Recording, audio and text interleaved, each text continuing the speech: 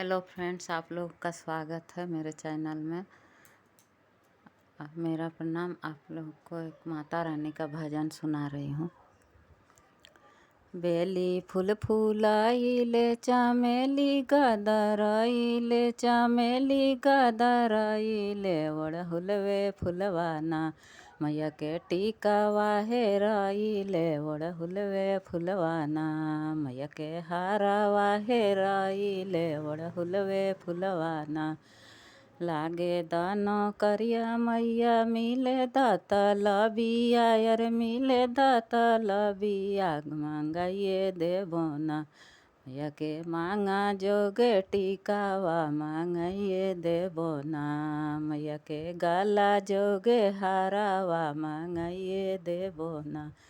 बेली फूल फूलाइले चमेली गदराइले चमेली गदराइले ओढ़हुलवे फुलवाना मैया के झूमा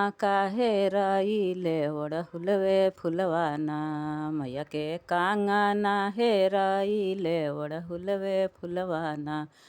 लागे दानो करिया मैया मिले दाता लबिया यार मिले दाता लबिया मांगाइए देबोना मैया के काना जोगे झूमा का मांगाइए देबोना मैया के गाला जोगे हारावा मांगाइए देबोना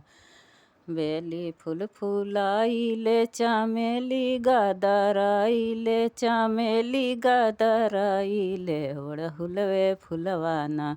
मैया के चुनारी हेराइले ओढ़हुलवे फुलवाना